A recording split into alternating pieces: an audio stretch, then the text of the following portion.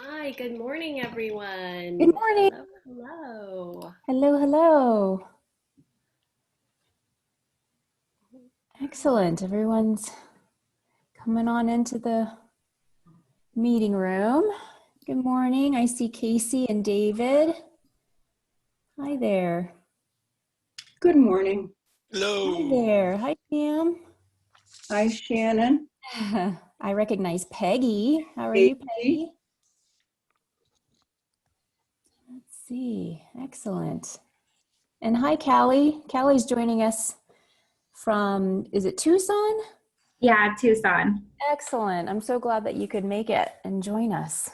Happy to be here. Great. We have, let's see, about 12 folks in, and I think we should be expecting a few more. We're recording this orientation just in case anyone happens to miss it, and we can forward it to them before the actual workshop that will be taking place, of course, a week from today, so they can make sure and catch up if necessary. But yeah, we have a lot to cover this morning. We're really excited to have you all with us. This is a new format for us with our InSync workshop. Of course, we're used to being in person in real life, as they say, and so we have adapted to being online. And so this is exciting and fun and different, and we're just glad to be able to bring this to you. And continue learning, right? We have to adapt to these new ways of COVID. And so how appropriate, right? So if we want to be meeting with our support groups, what better way than to practice with being each other and then learn some new skills on Zoom, things like that. So shall we introduce ourselves, Andrea, before we get started? Yeah, so if I haven't met you before, my name is Shannon Elliott. And I am the manager of our InSync network here at PMD Alliance. And InSync network is all about support group leaders. So of movement disorder support groups all across the country. So not only Parkinson's, but other movement disorders as well. And I've been working with PMD Alliance for just over a year and a half. I live in Santa Fe, New Mexico. So it's a little bit earlier over here. This is my colleague, Andrea. Hi, good morning, everyone. I win because it's 7 a.m., so you're gonna see me chugging the coffee, but so glad to see all of your faces and glad that you're joining us. So my role with PMD Alliance, I lead our community engagement team. And I love doing InSync because, I'm just so inspired and impressed with all of the support group leaders and all you do to volunteer your time, step up, be a leader, bring people together. One of my passions is preventing social isolation and loneliness. I'm so excited. When on day 2 is when I'll go into some more about that. But more and more research is coming out that social isolation and loneliness is bad. We humans are social creatures. We need to feel connected, and as support group leaders, you guys are on the front lines of doing that for people living with a chronic neurodegenerative disease like Parkinson's. So I applaud you, and I'm so glad to be here, and so excited for us to get started. Oh, excellent. Okay, so with that, I'm going to start sharing my screen. So we'll be using PowerPoint throughout these workshops and sessions. So I'm going to do that, and we can go over the agenda for today. Can everyone see that? And give me a thumbs up. Okay, I see that. Excellent. Okay. So, you know what we didn't do, Andrea, is invite David and Casey to say something before we shared our screen. So maybe I'll actually stop sharing so that we can still see each other's faces, and we'll go back to that. So my my fault. So handy that we had that agenda of reminders of what we're supposed to do I this know, I week. was like, oh, look what I forgot. So if you'd like to unmute yourselves, David and Casey, and if there's anything you'd like to say before we begin, we just really appreciate you partnering with us and helping us to make this happen. Great, thank you. I think Casey was going to address the audience. Oh, hi everybody. I'm Casey Kasperick from Parkinson Foundation in Western Pennsylvania. And actually, Christine Haythorne is joining us as well. She is our Executive Director and CEO. And of course, David Von Hofen. He's our wonderful Director of Programs and Services. And thank you, Shannon, Andrea, PMD Alliance overall for hosting this. You've been very patient and flexible. As most of you know, we were going to have an in-person workshop in June, but I'm really glad that we were able to have the workshop despite COVID, and it's really nice to meet and see some familiar faces as well as some new people. So thank you so much. And well, the only big thing for us is we're glad that if you're meeting virtually or in person, just keep us up to date. If anything changes, we can always help if you're not meeting virtually to get you started. And step forward, please. We'll share more about that. But stay tuned and emails, etc. That's our really our only and largest fundraiser, and we'd love to get you all engaged. And it's going to be a neat way this year. So stay tuned. Step forward for Parkinsons.com. That's number 4. Thanks. Thanks, Casey. Okay, well, I will begin sharing my screen again, and we can run through what we are covering today. So Andrea, would you like to go through the rest of our little bullet points? Sure. So in the transition from in-person to online, we added this orientation to the mix because we didn't want to assume that everyone was coming up with the same technology skills, the same technology confidence. So overall, the goal today is to get familiar, get an introduction to using Zoom, to using a few other cool techie things that Shannon has up her sleeve, while at the same time, kind of gelling as a group and getting to know each other. I think that some have the benefit, being geographically close to each other in Western Pennsylvania. Maybe some of you have met each other. Shannon was out in Pittsburgh last year, so has met some of you.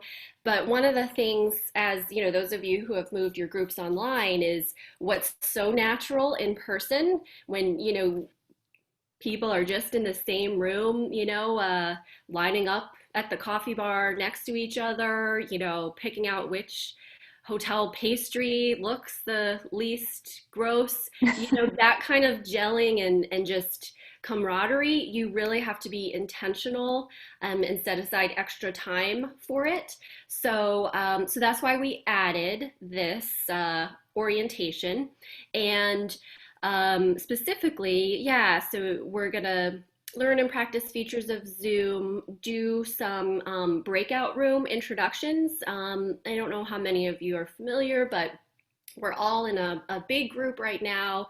Zoom can let us break out into smaller groupings.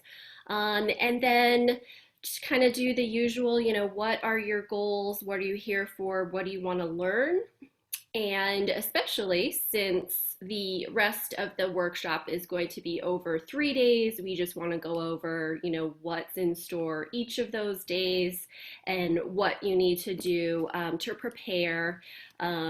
We found, if you have some things printed out and some things gathered at your workstation before, then that'll just make it, smooth sailing.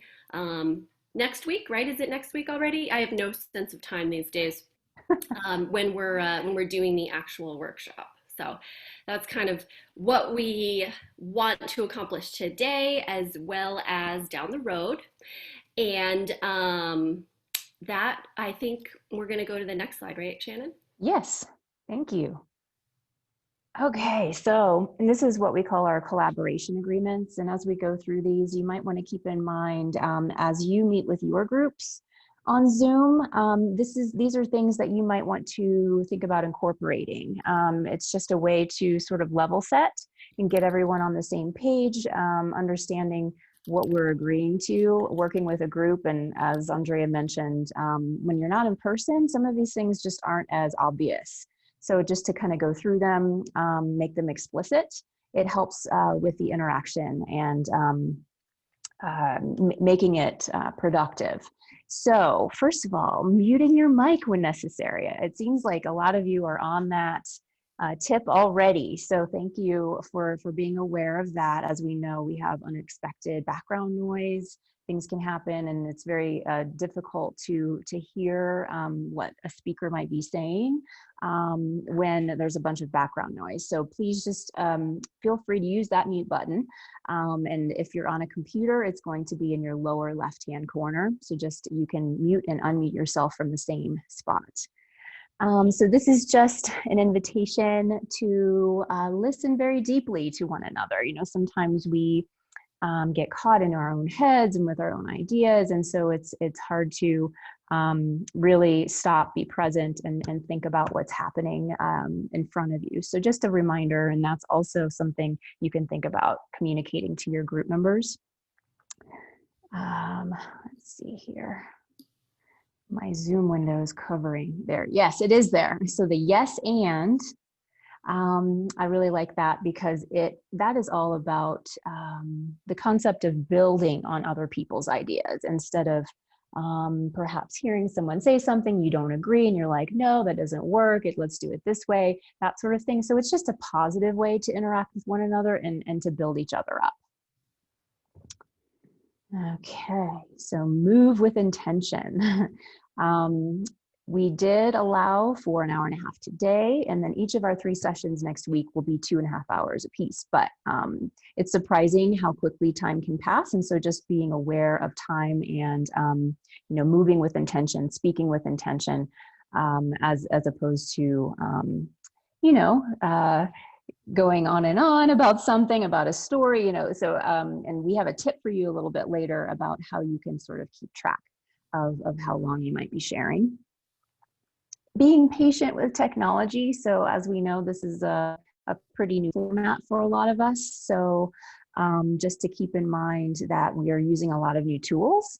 And so being patient with them and understanding that they're not going to always work perfectly, and you know, fingers crossed, you're not going to get kicked out of the Zoom room. If so, just click that link and come right back in. And you know, sometimes the internet does funny things. So we just want that reminder to be patient with technology and one another as we're learning these things. And yourselves. And yourselves, yes, and please with me, because yes, there's a lot happening. And as we know, when we're facilitating a group, you know, you're thinking about many things. So I think we're all pretty much aware of the challenges. So yeah, and I'll mention one other thing. This slide, along with much of what we'll cover, is both you know, relevant to today's session, but we also intentionally put together things that you can use in your own groups. So everything that we do is, I don't know, we're showing and telling and doing all at the same time. So, you know, just wanted to point out that those of you, maybe some, you know, have some sort of ground rules, or in the past when you have in-person groups, you have some kind of ground rules, but we've heard a lot and tried a lot, and, you know, kind of like this, this combination of 5 to keep it simple. Though I don't know, moving with intention while staying still and staring at a computer, sometimes that's still hard for me to metaphorically move with intention while being so physically still. So maybe that one we need to tweak. If anyone has suggestions, we can't wait to hear them. And maybe it's my icon, my choice of running person, that's not quite accurate. So if we have another image, maybe I can incorporate that instead. So, great. I'm going to stop my screen for a moment and so I can see your faces.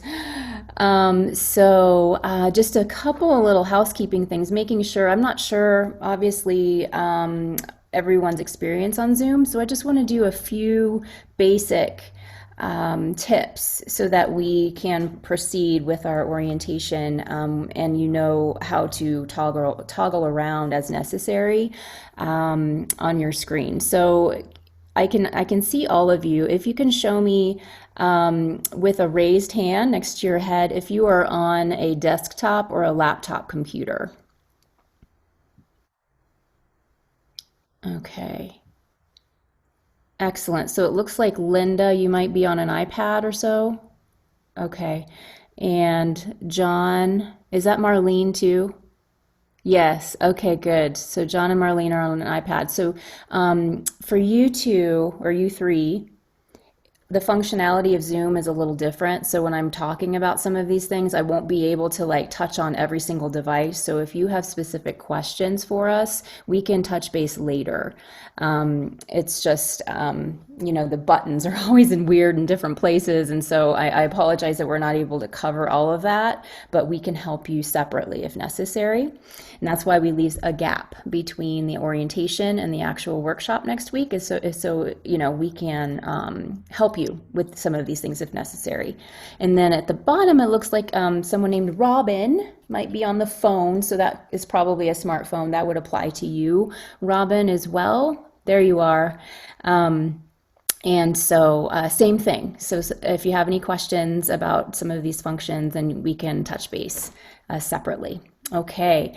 With that, if you take your, I'm speaking to those on a computer. If you take your mouse, your little arrow, and you activate your Zoom window by just scrolling over your window, you're going to have a toolbar that pops up at the bottom of your screen.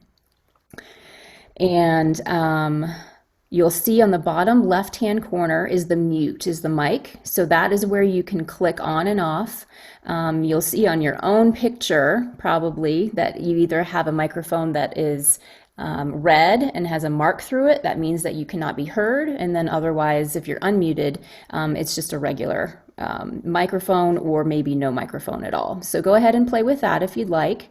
Next to that, you'll see start or stop video. I can see you all, so it probably says stop video there. So if you were to do that, then you become invisible. Okay, so you might have a picture, you might not, but you can play with that if you need a little privacy for a moment, if you need to take a big yawn and a stretch and not show everyone, then you're welcome to do that. And I'll just mention now, we're not taking official bathroom breaks during these, just because time can really get away from us if we do that. So if you need to take a break for yourself, please go ahead, mute yourself, turn off your video, and go take a bathroom break. So feel free to do that whenever necessary. There are some terrifying internet fails of when people forget to turn off the video. Yes, please don't bring your iPad in the bathroom with you. It has happened. So, gallery. Let me mention also about mute. So Shannon and I, as hosts, we do have mute capability. So I always like to point out, if you don't notice and all of a sudden, a vacuum comes by and is super loud, we might mute you, but that is not because we are trying to silence you or anything. It's, for the good of the group. We can also turn off your video, I think. So if there's, I don't know, something where all of a sudden, I can't help myself, Shannon. We did on another thing. Someone's spouse entered the room not fully clothed, and we had to use that feature and had to turn off their video. But while we have that capability, we can't turn things back on. So if we mute you or turn off your video, that's just a momentary thing. Please turn it back on when you're ready to join and the noise or the visual distraction is gone. And I know I've been in meetings where all of a sudden I get muted and it just sometimes it doesn't feel great. So I just wanted to point that out, Shannon. Thank you. Yes, good point. Okay, so gallery view versus speaker view. So I'm not sure what all of you are seeing. I really like the gallery view in which everyone's face is seen on the screen at the same time and we're all the same size. So if you scroll your mouse over your Zoom screen at the top right-hand corner, you're going to see possibly a little grid icon. And if you click on that, it might say speaker view or gallery view. So if you go back and forth, you're going to see either me, if it's speaker view, I'm going to be nice and large because I'm the one who's making noise and Zoom knows that. And so if it switched over to Andrea and she started talking, then the speaker view would go to her. Or we have gallery view where everyone is the same size. Does anyone have a question about how to click back and forth between gallery and speaker? And you're always free to unmute yourself and just ask away. No, okay. All righty, so chat. If you're not familiar with the chat room, I really like that, or chat box.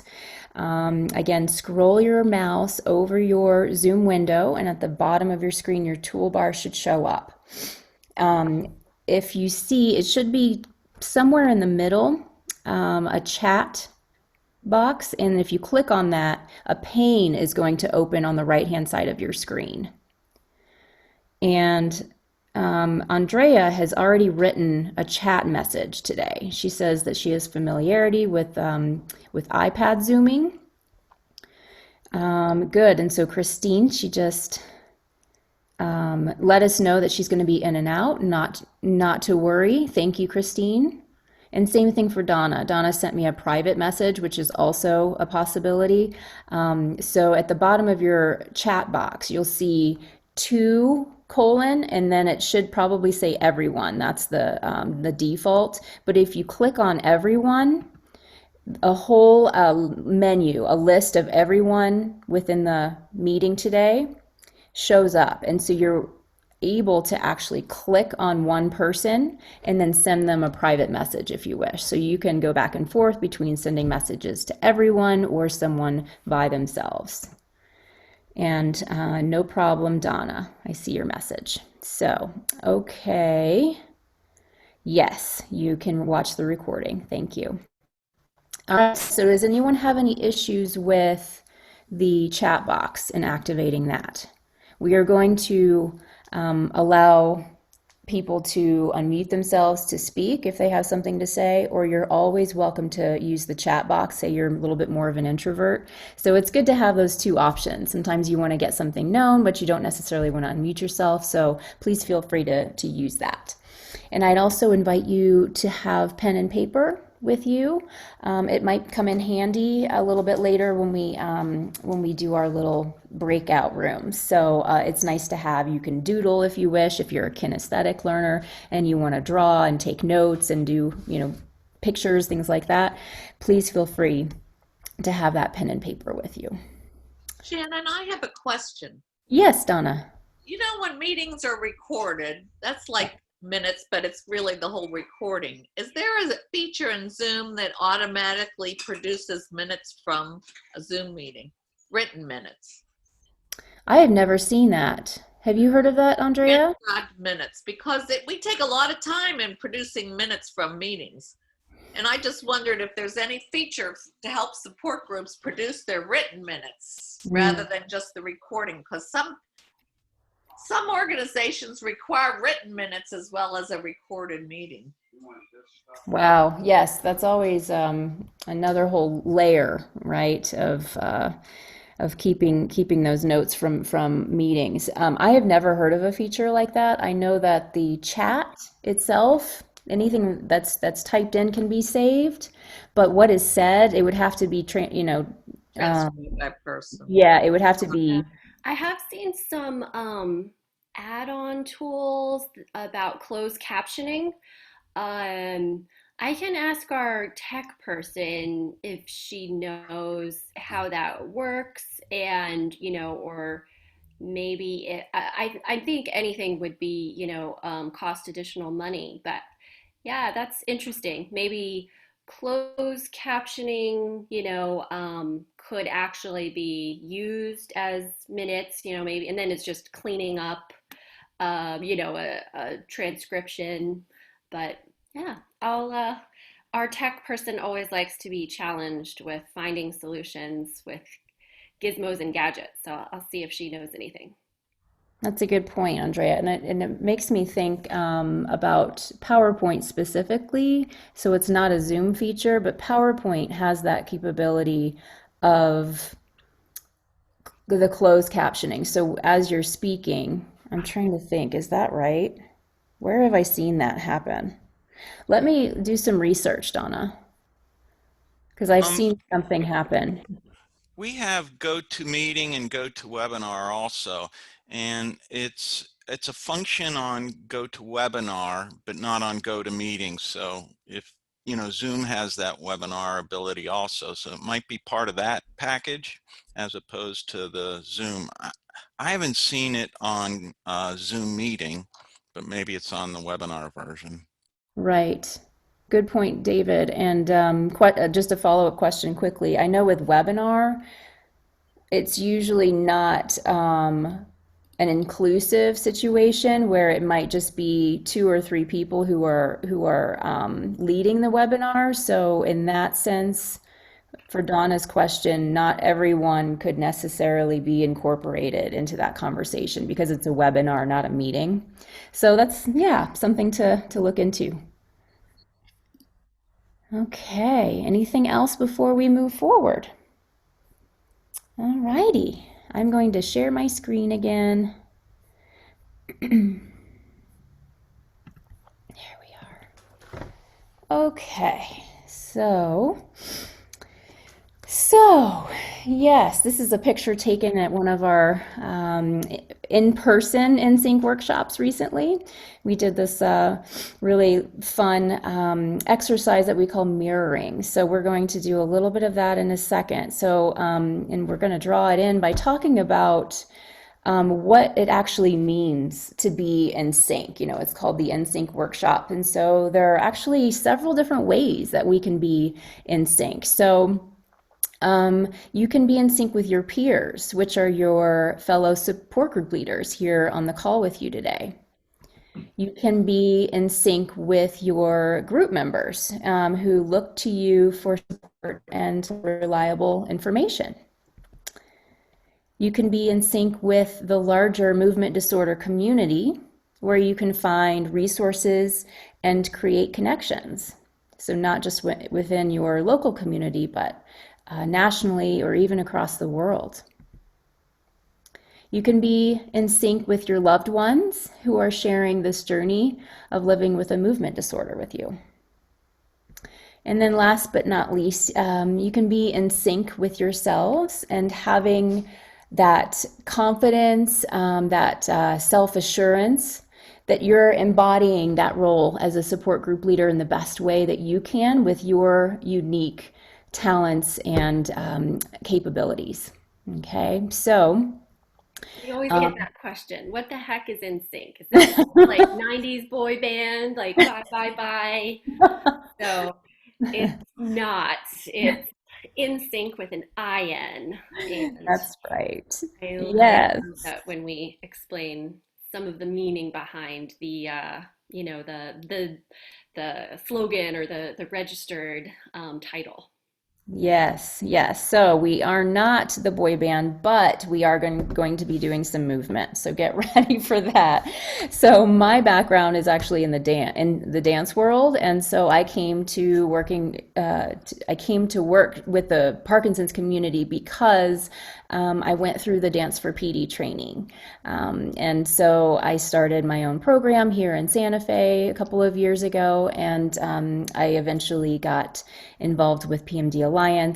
Therefore, dance is still part of my life in the way that I like to facilitate and have connection in our workshops. So hopefully you're not averse to that. And that being said, I am going to move my little, it's not so little, my banner. And I would love you in your space to just be able to scoot to a place where you can have a wingspan and you're not going to knock over a lamp or into your partner or, you know, so just having a little bit of space to move. And I don't know if anyone's ever worked with or been close to someone who is a dancer or just a kinesthetic type person, but it's so interesting with Shannon. She always says, I think better when I move. And like her brain is connected to her body. And after having worked with her for a while, it's so true. Like if you make her stay still, she doesn't do well. But when she can have, hand motions and she can think and she can, move around, it's just interesting to see that connection. So this really is, yeah. So Shannon's operating at her best. We, put in some movement, and who knows how many of you out there, are the same way too, or maybe you don't even know it because we tend to be pretty stationary in these modern American days. So let's do it, Shannon. Yes, excellent. Okay, so I am going to use a feature called Spotlight. And so I am going to spotlight myself. Hopefully you're able to see me. Can you give me a thumbs up? Am I larger? Okay, so go ahead, like I said, and make yourself some space. Just a little, we're not going to go crazy here. But what I would like to do is this mirroring exercise, which actually has a lot of benefits. It's really great to do in person with other people. It builds presence and awareness. And as we know, there are so many nonverbal cues that happen in communication. And so to be really tuned in with someone and to focus on them, it's really, it encourages emotional understanding and empathy. It encourages cooperation and concentration.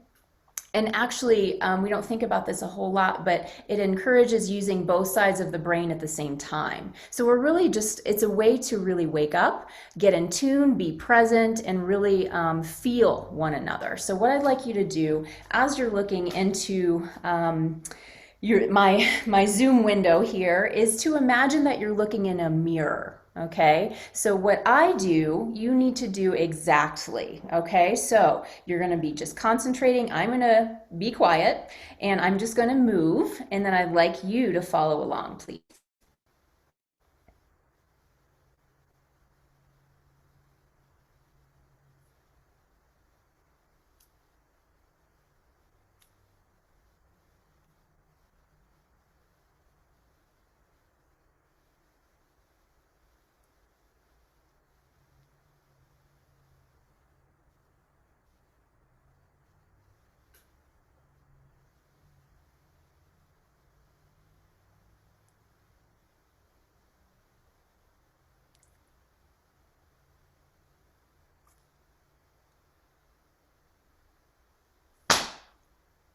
Good job. I only see 3 of you right now, but what I see is really good.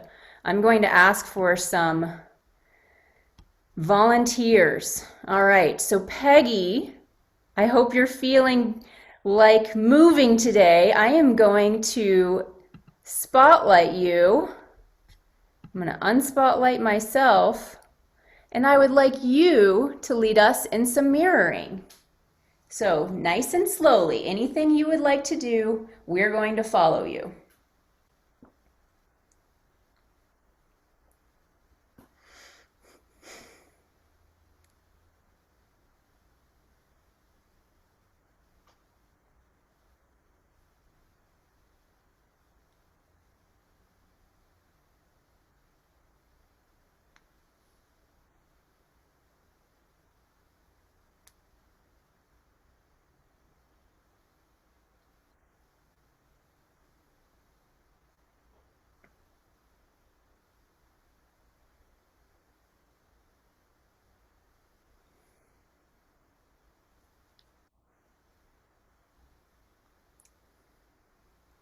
Thank you, Peggy. Beautiful.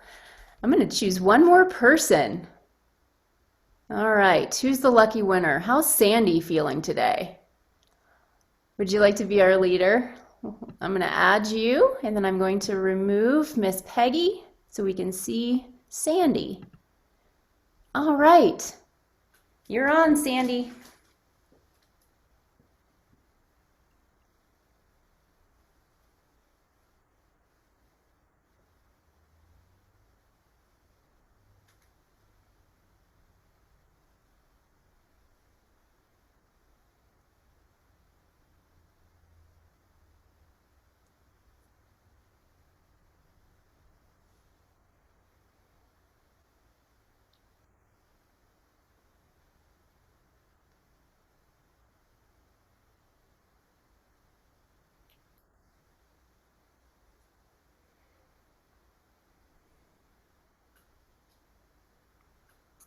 Beautiful. That was a nice like sun salutation theme. Really gorgeous. Much. I am going to, I always like how much you kind of learn about people when they lead. And, if we get a lot of times when the person is like, you probably have do some yoga, Sandy, or when there's like a rock steady boxer, they invariably like start us with the punching. So, yeah, very interesting. Thank you, Peggy and Sandy. that was really nice. And on that note, you may have felt it, or maybe it was just innate, that there's a lot of expression that goes into this. And so you're almost, I feel, with the empathy, you're almost able to feel how that person is feeling from the inside out when you're following them and you're just watching. So it's just a different kind of connection, isn't it? So this is just something that you can utilize in person. You could do it on your Zoom meetings just like this. I don't know if it really, I don't know, it makes me go inward, and be super present. So I really enjoy that. Being in sync, not just in our minds, but also in our bodies. Okay, so thank you everyone for playing. Alrighty, so I am going to share my screen again, and then Andrea can talk a little bit about who we are as PMD Alliance. You may or may not be familiar with our organization. Sure. Yes. Thanks, Shannon. So, PMD Alliance, we're a nonprofit. We serve the entire country, and in the days of COVID, actually have, with our online programming, have begun to have an international reach as well. We are all about helping people impacted by movement disorders learn, live, and connect. And if Shannon, I could see the next slide. We don't just see that as the person diagnosed, the person living with the symptoms. And you're gonna have to get out your reading glasses for this one. Sorry, but we see, we think in terms of the entire system. And while, yes, there's only one person who's diagnosed with the movement disorder, everyone in the family is affected. And it's not something, a chronic neurodegenerative disease that you live with for, decades sometimes. It's not something that you go alone. You need an entire ecosystem. I've heard a lot of people talk about this as, you need your tribe or your wolf pack, or, it takes a village. But it does take a lot of different components working well together. So our programs are about surveying the entire ecosystem, and ensuring that they are also not working in parallel, in silos, disparately, but that everyone is in sync and in touch. That the medical community, that movement disorder physicians, psychiatrists, yes, they have the knowledge and the prescribing power, but are they listening to their patients? Are they listening to, what people are actually living with and what they need? Um, and if you could kind of use your mouse in the community network section, this is where we put support groups and support group leaders like all of yourselves. That what you're doing is building community, providing roots, social connections, fleshing the system out. So our Instinct program, is so important to us because we see those support groups as an important part of that part of the ecosystem. So I think that's the last slide about that. And anything else that you want to add about the ecosystem? I don't think so. I think that was a good overview, Andrea. I'm not sure what I'll do, I think, is stop sharing and just look at everyone. Was anyone unfamiliar with us as an organization before coming in today, or had you at least experienced something, maybe an online program? If anyone has any questions, you're welcome to ask now. Okay. Good. Alrighty. So it looks like we covered it. What I'd like to do now is take a poll. So this is a feature that is on Zoom. If some of you have your own pro Zoom accounts, this is something that you could utilize with your support group members. It's kind of a fun tool, but actually it's a good way for us, not just Andrea and myself, but for all of us to sort of understand who's in the room with us today. Yeah, so I'm going to be asking, I think there are 7 questions in total. And we can go through this poll together. I'm going to launch it now. Okay, so hopefully everyone saw or is seeing a little pop-up window in your screen. And so the first question is, how many group members do you have on your mailing list? And there are a number of options there, so you're welcome to take a look at that and make your vote. And we word it that way because we always got the question, well, do you mean how many people come to one of my meetings or come to all of my meetings, or so we added that clarification. So it's kind of, we realized maybe everyone doesn't come to every single meeting, but kind of what's your scope. All righty. So if you're unfamiliar with polls, what you need to do is, again, have your mouse over the window that's showing the poll, and then if you scroll, you can see that there are more questions underneath that first question. Is everyone able to do that? Are you able to scroll down and see number 2? So how long has your group been in existence? And you can go ahead and make your... I'm not seeing that anyone has voted yet. Are you actually doing your polls? Okay, now I see one person clicked in. Go ahead and fill in those answers as we go. And I have this not applicable at the bottom here. I am not currently a support group leader, so some of us might be in the process of starting a group, or maybe you might co-facilitate or want to start co-facilitating with another group. So that's why that is there. So please go ahead and participate in this, and you're welcome to unmute yourself if you have any questions. We've got a quiet group, Andrea. So scrolling down, how long has your group been in existence? Hopefully you're seeing number 3. Looks like a few are. Your role as a support group leader is on what basis? So you might be a volunteer, or this might be part of your work. So I believe Callie, who works for the Power, there she is. Hi. Yes. So that would probably be part of her job. And then we actually have Lauren. I know Lauren, she's joining us from Philadelphia. Is that correct, Lauren? Yeah. So is this part of your job? Yes. Yes. And so I'm not sure about the rest of us, but we'll find out in numbers here. And number 4, I am attending this workshop to learn more about, and you're welcome to choose more than one. And due to COVID, what is your group doing now? Are you meeting online? Are you just pausing and hoping that COVID goes away sometime soon?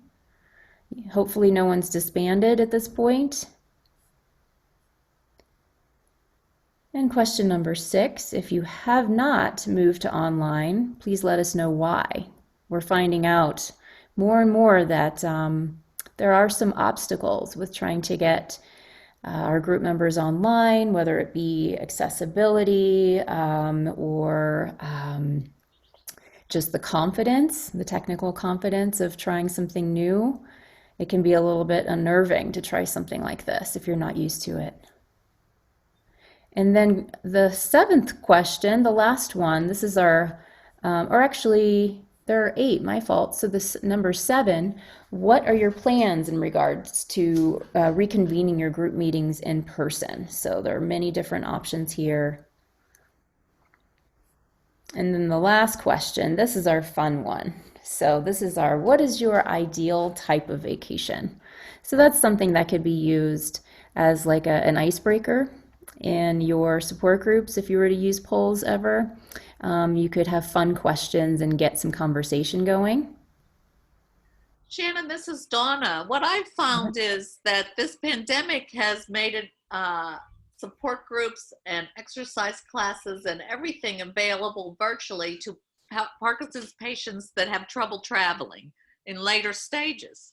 So I think even if we do meet in person, we should always have an online option to accommodate more people.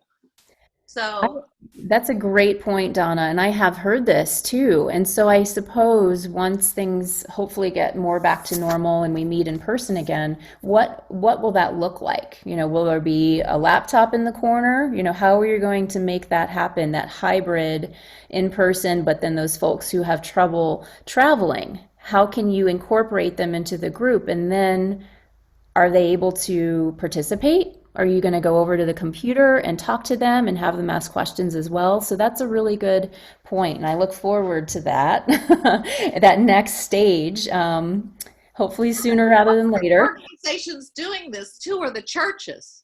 I find that the churches are offering online services, and I think even after they get back to congregating, they're going to continue that. So we're all adjusting to that new model. So there's a, you know, we should all be not reinventing the wheel here, but. Agreed. And we love to work with community organizations where we can share and learn from one another. So thank you for that pointer. I hadn't really thought about the churches. So excellent. Thank you. And then I see Pam has her hand raised. Yeah, well, that means I don't want to interrupt anybody, but I have a comment.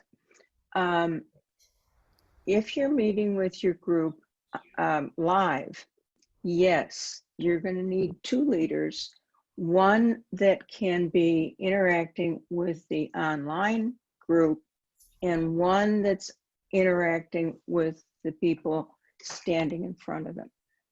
I love that. It's sharing that leadership role, isn't it? And so that's really well, it's something we're going to address within our workshop next week, and that's that idea of not one person carrying all the weight of running a group. It's like, how can you give other people some tasks to help share the load? And so that's a perfect example. Love that. Thank you, Pam. I am fortunate that our groups very quickly went from one person leading to 2 of us being sort of co-chairs. And the person that I work with, she and I have just flowed seamlessly together. And I have great respect for her, so it can work. Wonderful. We love to hear those stories where the collaboration is easy. It doesn't always happen that way. Sometimes we have to, find a groove and make it work. But I love that, and we're going to call on you next week, I'm sure, Pam, to give us a little bit more information about that. Okay, so regarding our poll, I'm sorry, it looks like Norma has a comment in the chat. So we usually meet the fourth Friday of the month.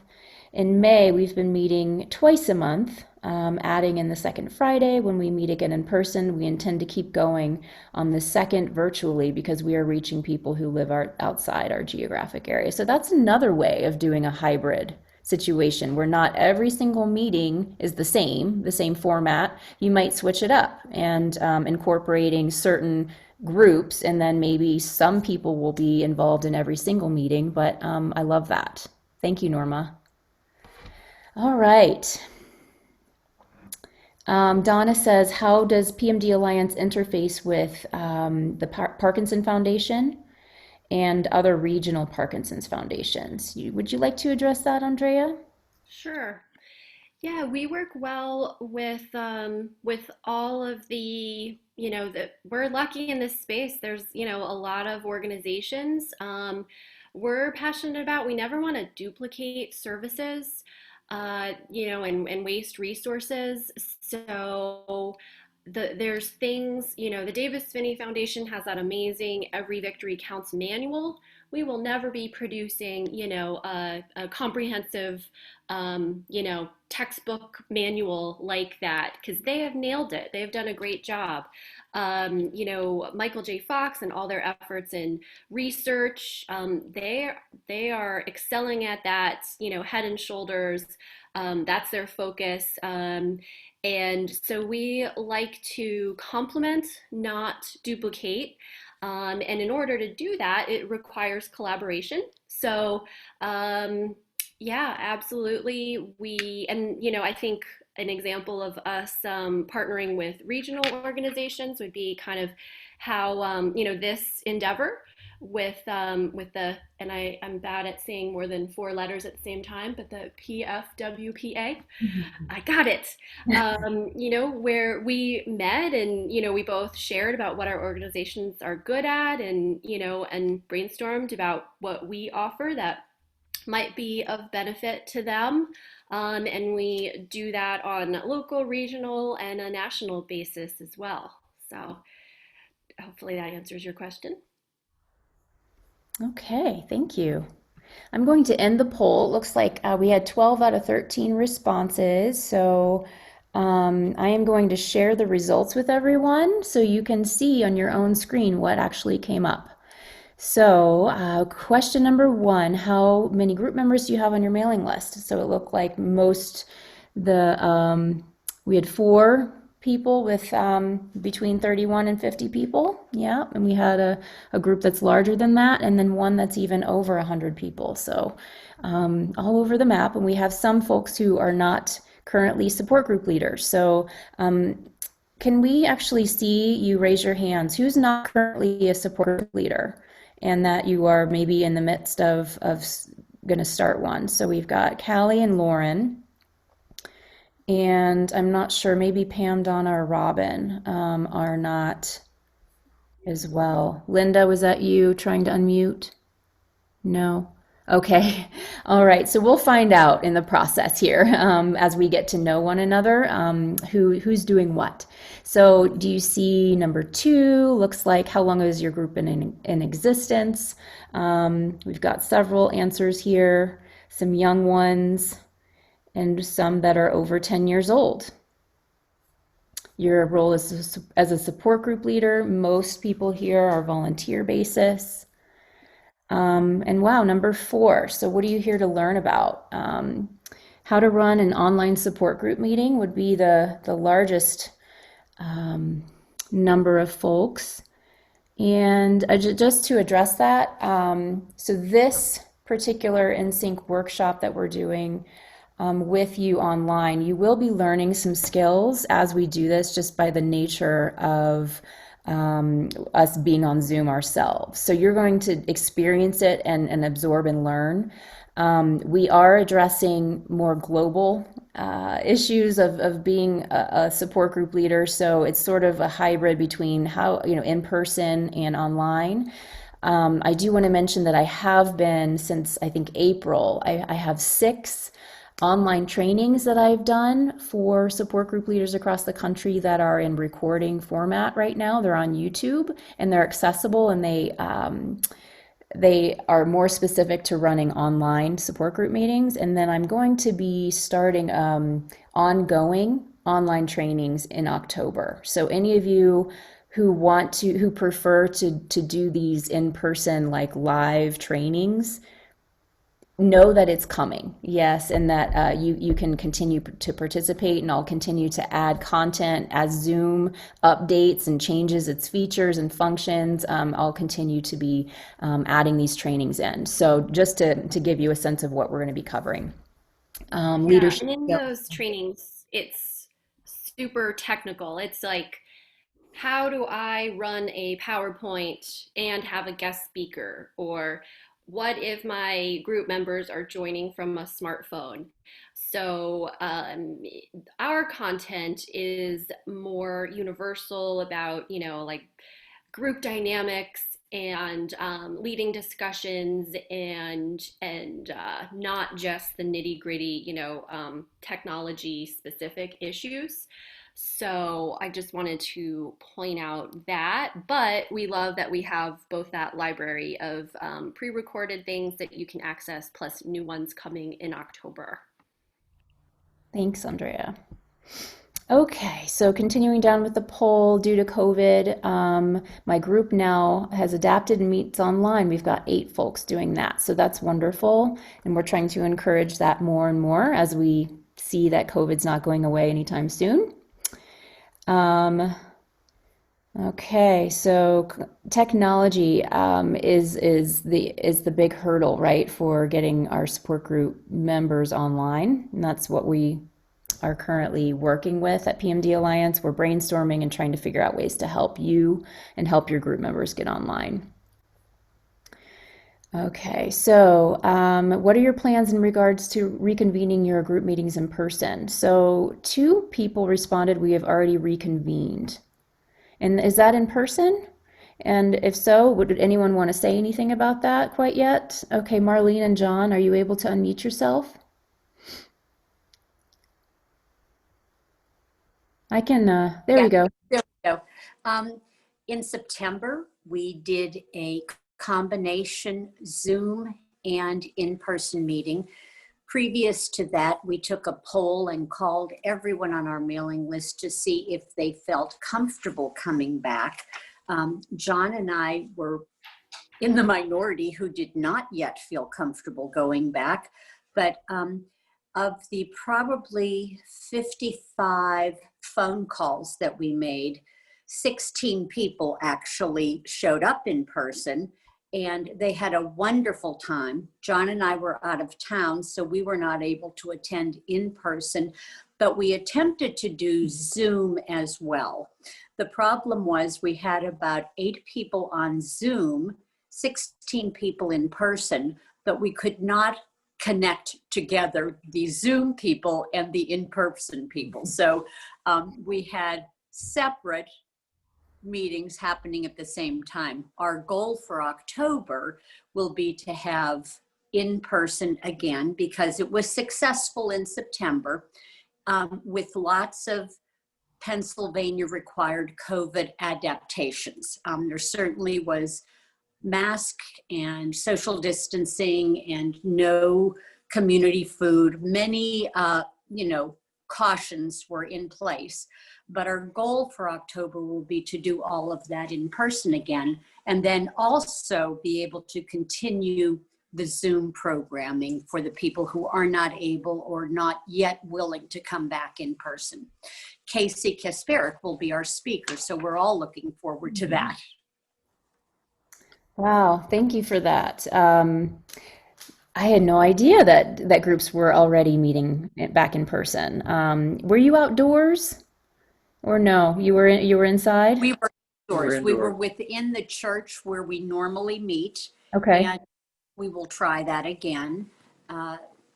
We had difficulty with their Wi-Fi to get on Zoom, so we're coordinating that with the church secretary, who is a wonderful, helpful person for us. So our hope is October in person indoors will work better because it is already getting a bit chilly here in Pennsylvania.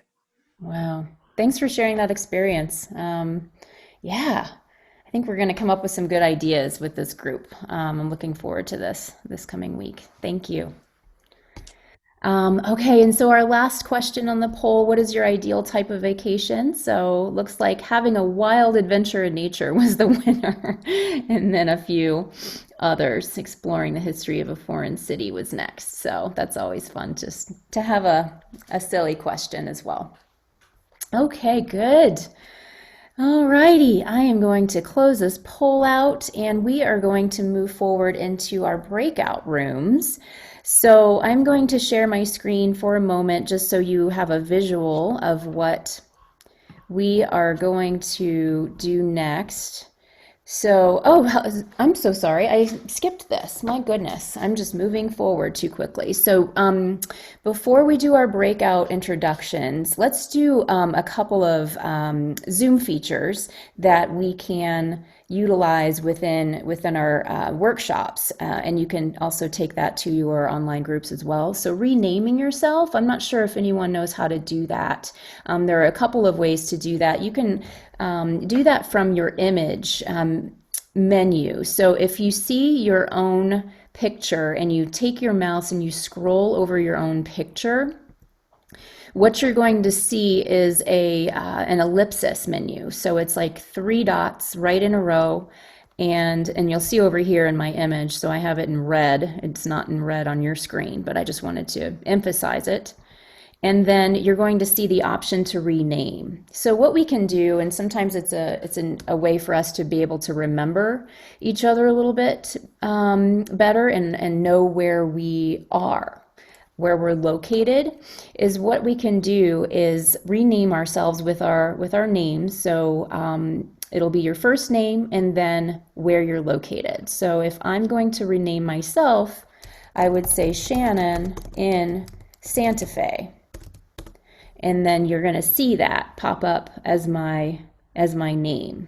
And Andrea is in Arizona, Lauren is in Philadelphia, and John and Marlene, it might be harder for you because you're on that iPad. So how about I do that for you? So I'll say John and Marlene. And where are you located? You're muted. I can't hear you, Marlene.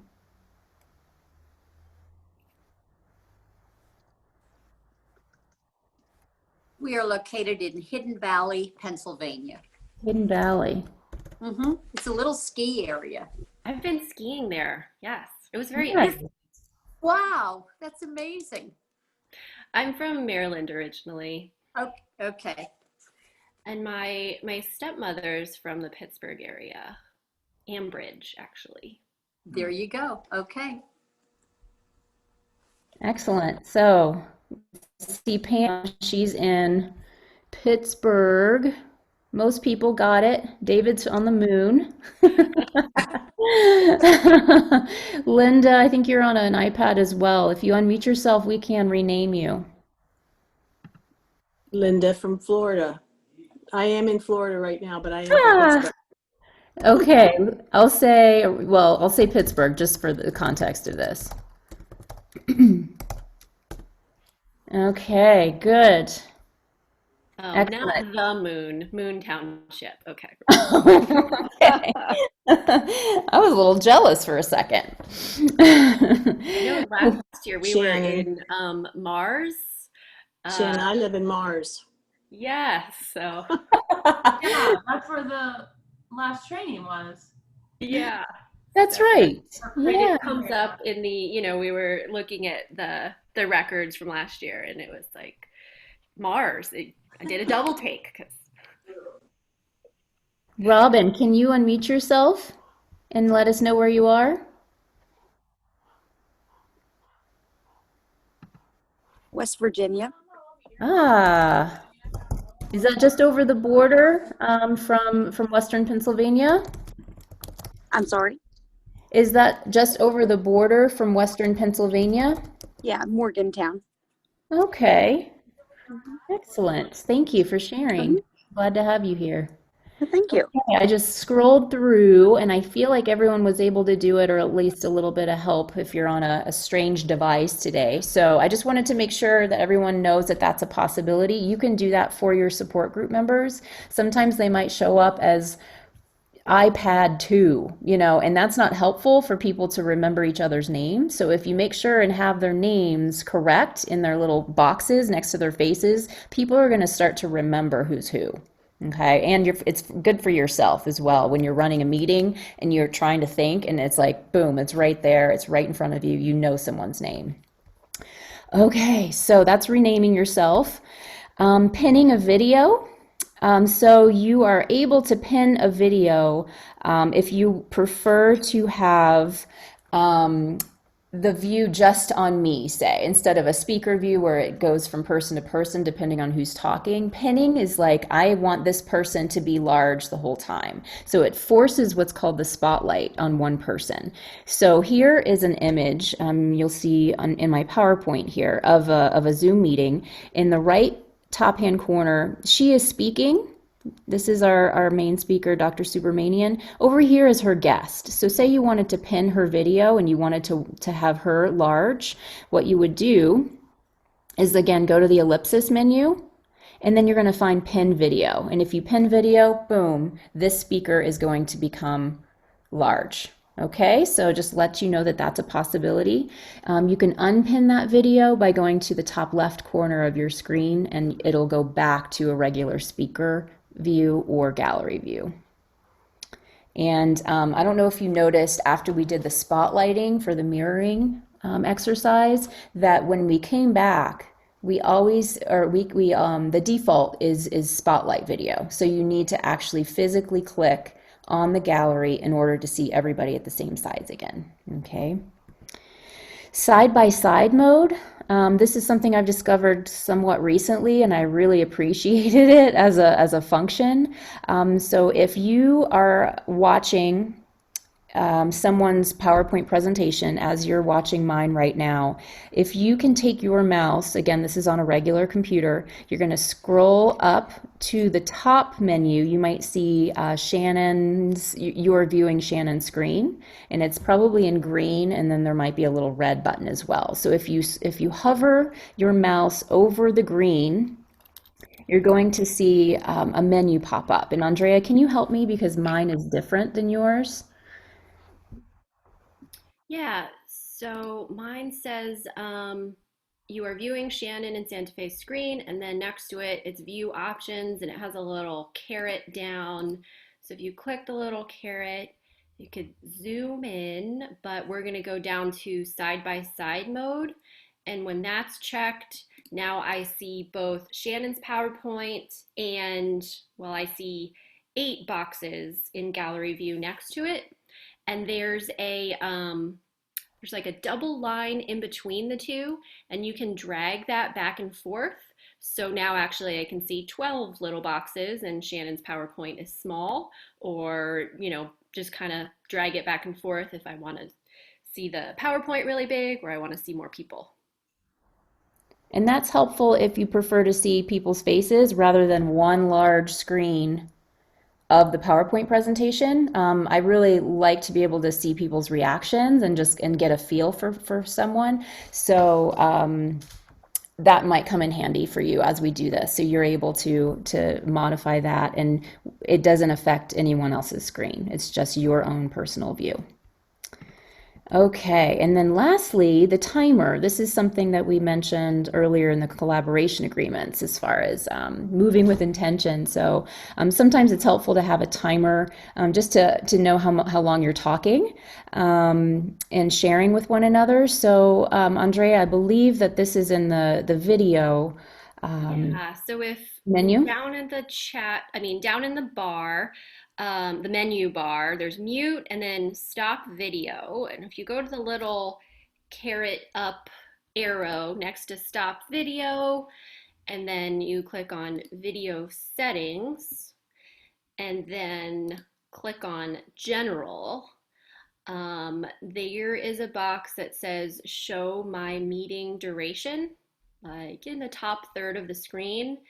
And if you click that, then in the top right corner, you'll see a count, not a countdown, a count up. It's the elapsed time in the meeting. So I know you can look at a clock or have your watch or your phone, but we found it helpful to actually have it embedded in the screen, and then you can keep an eye on it and know, kind of how much time has gone by, or if you tell everyone we're gonna chat for 5 minutes, just to have that built in. And Shannon, can I talk about the cool new update really quick? While you Of guys, course. yeah, while you're in video settings. So again, stop video, that little caret. Zoom had an update a couple days ago, and so if you've updated your computer recently, there's some Zoom filters that you can choose from and have fun on how you want to appear. So far, Zoom doesn't have that eyeliner and lipstick filter yet, but bunny ears is pretty great. So if you don't see choose video filter, if you just update your Zoom, then all the new features will get loaded. And there's some actual functional ones too, like usually the max is 20 people in gallery view. Oh, see, look at you, Callie.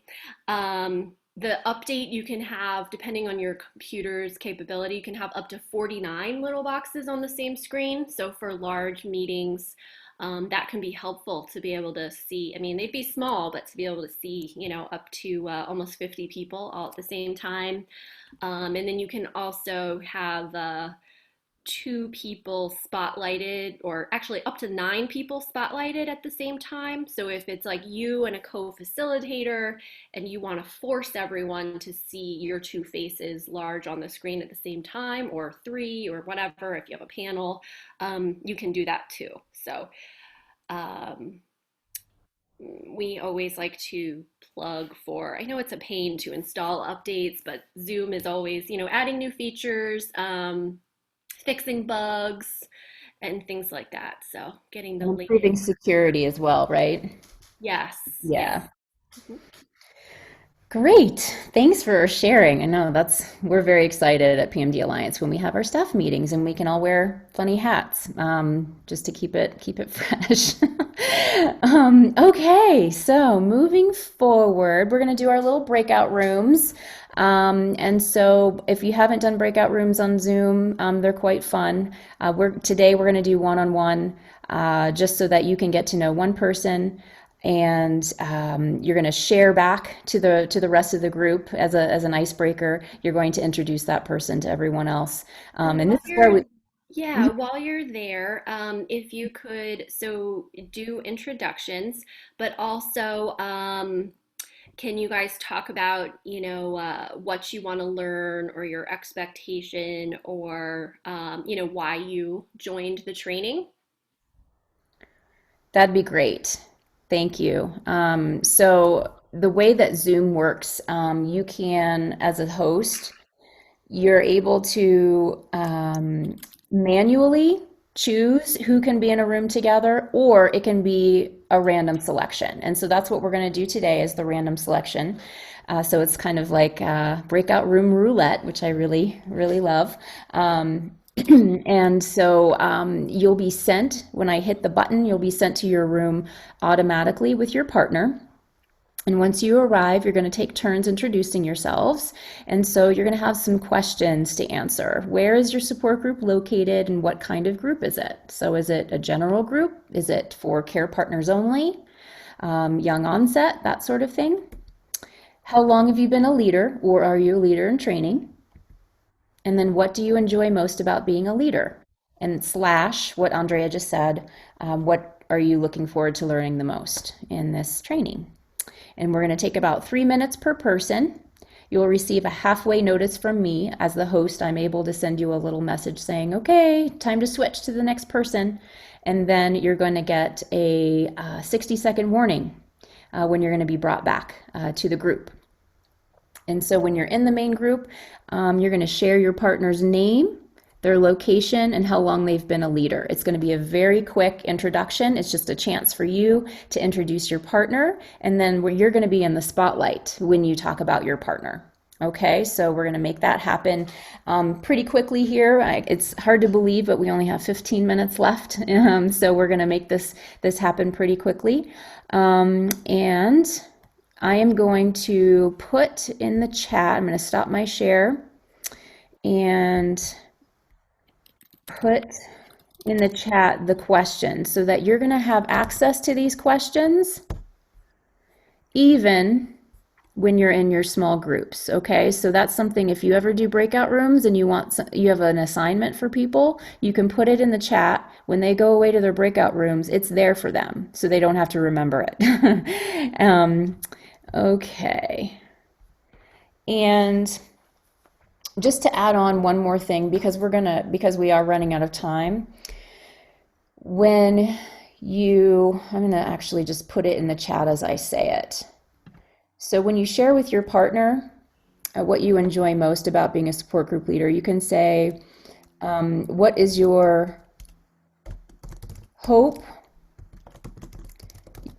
or what's one fear, or what's one expectation that you're going to have as far as being a support group leader in general, or in regards to this training specifically. Okay, so you might have a hope of connecting with other support group leaders, or you have a hope of learning skills on Zoom, something like that. So can you identify one thing to share back to the group? So you'll have either a hope or a fear or an expectation of either the training specifically or being a support group leader in general. Sorry, we're trying to combine all these things together.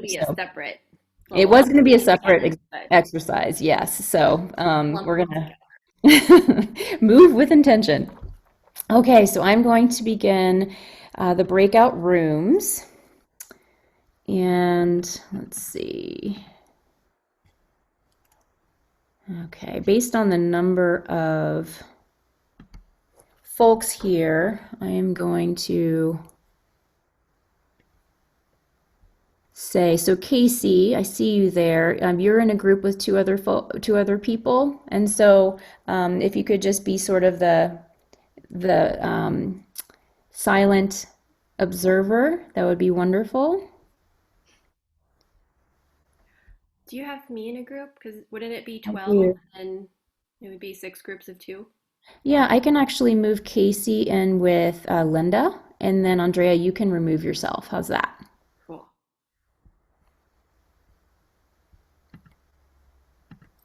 So I have the capability of moving people around, which is really nice as the host. Welcome back. It's like they're on the dark side of the moon, and then they I know. moon faces. The brain. Okay, welcome back, everyone. Hopefully that was successful for you and you made it to your destination. At least we're all back here, so I'm pretty certain it went well. So we are going to run probably 5 minutes over today. So if anyone needs to leave right at the half-hour mark, can you raise your hand for me, and then we can have you go first?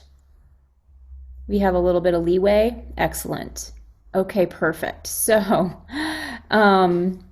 we are going to utilize our spotlight, and I'm going to go in order of my screen. So we all probably have a little bit of a different order of faces on our screen. So I'm going to go by mine. I am going to go to Robin in West Virginia first. So if you could unmute yourself, Miss Robin, I'm going to spotlight you so we can see your face and then we can hear you. And so if you could introduce your partner. My partner was Pat. and Pat lives in South Hills, Pittsburgh area, and she is a co-leader with another lady, and they have a support group there that is for ladies only, and she has been a leader there for since about fall of 2019. And what she enjoys the most is getting to connect with the ladies in the group. And one of the things that she would like to know the most is about how to plan meetings. However, she does really appreciate the Zoom tips that she's getting so far. Excellent. Thank you, Robin. Okay, Pam. And is it Pam or Pat? It's Pam. Pam. Oh, I'm sorry. I'm Yes. sorry. No, it's all right. It's all right. I spoke with Robin of Morgantown, West Virginia. She is a physician's assistant. And now here, maybe I wasn't listening very well. Nurse practitioner. Or no, nurse practitioner. Mm-hmm. And Robin works in neurology. And for the last 2 years, she has considered and thought about the fact that the people that she's working with need some way to connect and and have support. So Robin is interested in starting a support group. And I give her a lot of credit.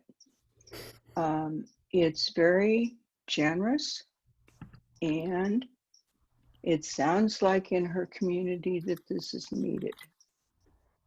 And it was a delight to visit with Robin. Thank you, Pam and Robin. Welcome. Okay. Next on my list, need to get back to my screen here. So we have Norma from Mount Lebanon. Let's see. I'm going to spotlight you. If you could please unmute yourself and let us know who your partner was. I was partnered with David, and he's the director of staff at PFWPA, and so he comes at it from a little different perspective. Along with Casey, they're facilitating and helping.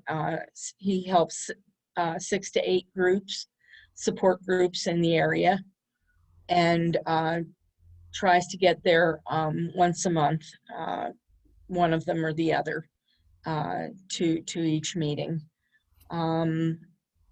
He's been there over 15 years on staff, and has worked with support groups from Steubenville to Somerset, which is Ohio, the very eastern border of Ohio, Steubenville.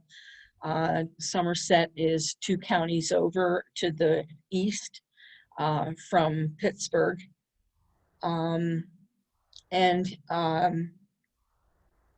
What he has enjoyed the most is taking PD out of the books and the manuals, and actually seeing the effects that it has on PD or Parkies, if you will, and their families and their support groups. And because he likes so much to have the interaction in person, his greatest fear is how long it's going to take before we can get back into our in-person communities. Thank you, Norma. Yes, valid concern there, David. Yes, appreciate that. Wonderful introduction. David, would you like to introduce Norma? And you'll need to unmute yourself. There you go. There we go. Sorry, you think by now I would have learned, but that's why some of our webinars are so silent. Yeah, I spoke with Norma, and if you're from Pittsburgh, she lives in Mount Lebanon, not Mount Lebanon, Mount Lebanon. And Norma co-facilitates the South Hills Women's Group with Pam, and she's been doing that since January.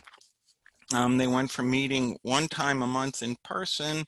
They now are twice a month online and reaching out to a lot more folks, not so much just localized to the South Hills of Pittsburgh anymore, because there's so many women with Parkinson's disease that want to join their group. What else? Norma enjoys the interaction and the relationships that she's been able to develop with the other women, and what she's learned and what she's been able to share with the folks in the group. Thank you so much, David and Norma. Okay. Next on my list, Linda in Pittsburgh. If you could please unmute yourself and then let us know who you are introducing.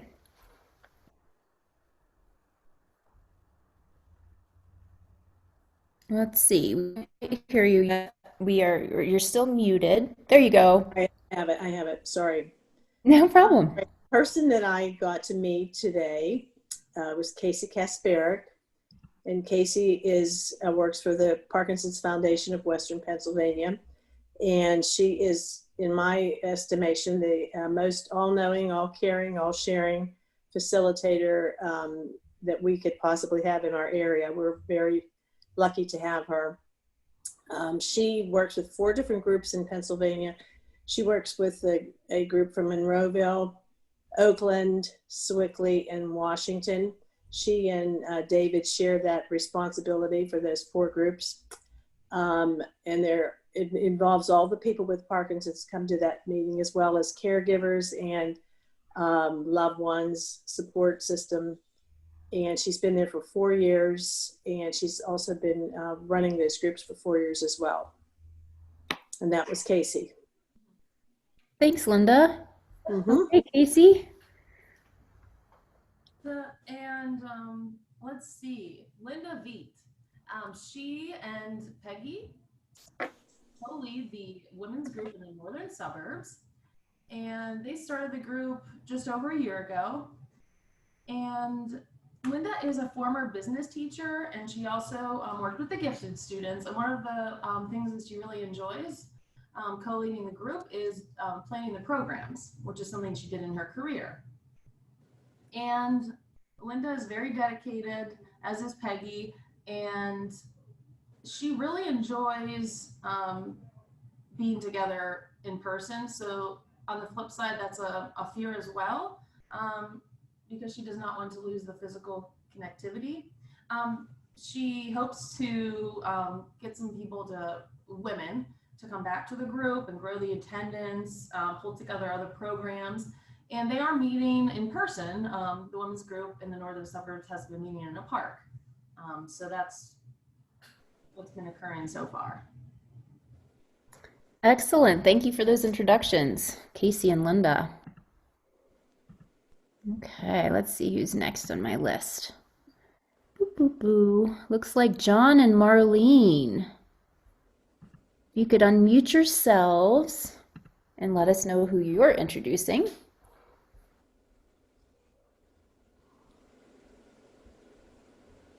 There we go. We got to meet Callie from the beautiful city of Tucson, which is, so much warmer than we are here in Pennsylvania. Callie is a physical therapist who has been doing exercise classes with PD people and running some wellness groups where they have speakers every month. And now she is very interested in being able to start a support group. So she's a part of this program today to learn some skills about being a support group leader. And her greatest hope is to get to actually start a support group. I don't doubt for 1 minute she will get it started and be remarkably successful. She is a dynamic young woman. It was fun to talk to her. Excellent. Thank you, Marlene. Callie, would you like to introduce John and Marlene? Yes, I had the pleasure of meeting with John and Marlene in Hidden Valley, who are co-facilitators of the Westmoreland County support group, and they have been doing that for the past 3 years. What they enjoy most about being co-leaders of a support group is the personal connection that they get from that group. And their biggest hope is to kind of keep that personal connection going in person, but also virtually for those who are unable to attend in person. Wonderful. Thank you so much to the three of you. Okay. And looks like Peggy is next. So Peggy, if you could please unmute yourself and let us know who you are going to introduce. Yes, I spoke with Lauren from the Philadelphia area in Pennsylvania. She does not have Parkinson, but she is a social worker and works through, I believe it's the University of Pennsylvania, and has met a lot of people and saw a need. And so she is not a group leader yet, but she hopes to start a group very soon. And her group is going to be a very specific group also, because it is dealing with young children or adult children, I guess I should say, of people with Parkinson. So maybe that's like a caregiver group, or just people who need to know what's going to happen to their loved ones down the road. Her greatest fear is that no one will come to her meeting, but I think we all have that when we start something. But I think she has a good goal, and she certainly has a large audience and a lot of support.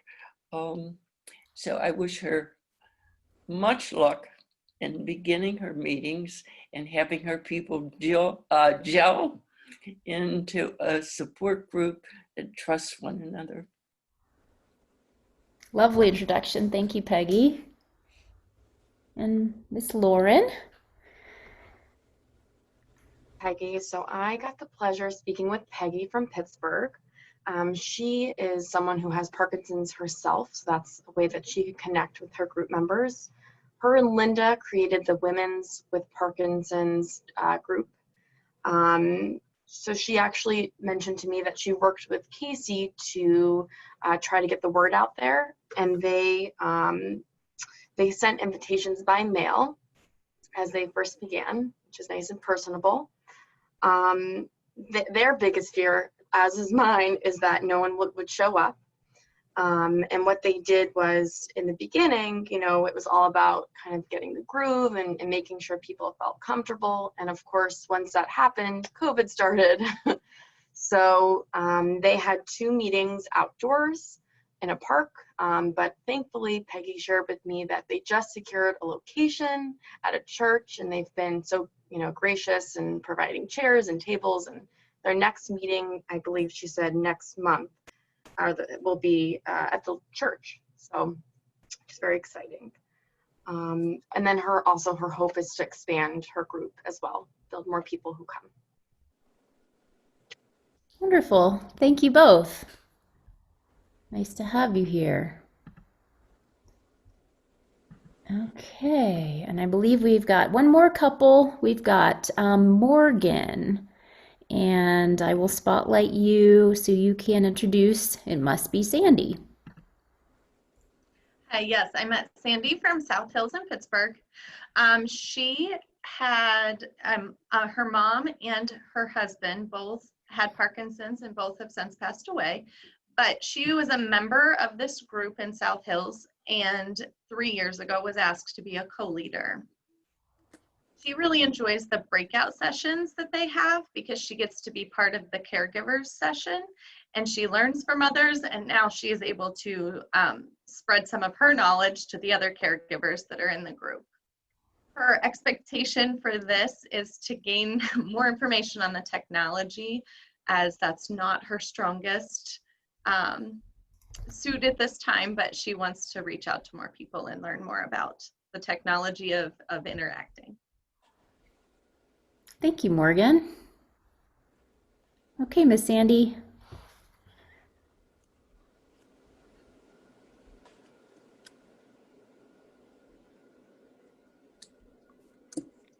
There we go.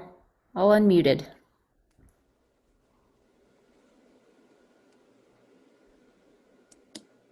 Okay, we can hear you, Sandy. Are you able to introduce Miss Morgan? Okay. Yeah, I'm a little pitcher. I met Morgan. She actually had a support group in Du Bois in 2013, moved from her job, and started another group in 2018. She is a physical therapist, and she really saw the need because she sees a lot of patients with Parkinson's, older patients that are asking questions, really needed support. So she asked her boss, and the support group came about. She loves being the group leader and sharing all the information with them, because we know that people in their 70s and 80s are really, they need the support. She joined to learn more about Zoom, but she's afraid because most of the people in her group don't have computers. So she's just seeing what the future will bring. Wonderful. Thank you, Sandy and Morgan. Okay, I think that is everyone. Wonderful. We've got everybody introduced. I am going to share my screen for the last two quick slides, which is just going to get us ready for next week when we start our actual workshop. So this is the thing we skipped over, or combined rather. So Andrea, would you like to go through the agenda? Sure. So next Tuesday, Wednesday, and Thursday, those are the, kind of the core modules, but there'll be lots of discussion, more discussion than today, actually. And, my favorite part is as things come up, as people share ideas and ask questions, it will not be limited to what's on the screen. And then we just wanted to end with a checklist of reminders before next week. Shannon will be sending you, or you already sent, an email with all of the things. So print your materials. If you could fill out the pre-workshop survey, that helps us for a grant purpose, kind of measure some of the outcomes, to see the baseline pre-event and then post-event. And then there's an agreement that you need to use, is it Google Forms to complete? If you have any issues, reply to that email and we'll address them individually. And that's about it, right, Shannon? Yeah, perfect. Okay, so you might still be on speaker view. So if you go to your top right corner and get back to gallery, we can see each other's faces one last time before we sign off for the day. We went over a little bit. Isn't that crazy? It's just time gets away from you. So is there any last second question before we say goodbye? It was lovely to meet you all. I have a question. Yes, Linda. For those of us who have iPads and we weren't able to do some of those features that you showed, will you be able to send us that information like in a little direction sheet on how to do it, or under what option? I think there's a lot of things under that more button, but I'm not sure. Sure. So Andrea has a little bit more familiarity with an iPad. If you perhaps, Linda, have specific questions, if there are functions that you noted that you're like, I can't figure out how to do that, that would be helpful for us to know how to frame the explanations, because it could go on and on. So is there anything you want to say verbally before we sign off, or do you want to think about it and email that to us?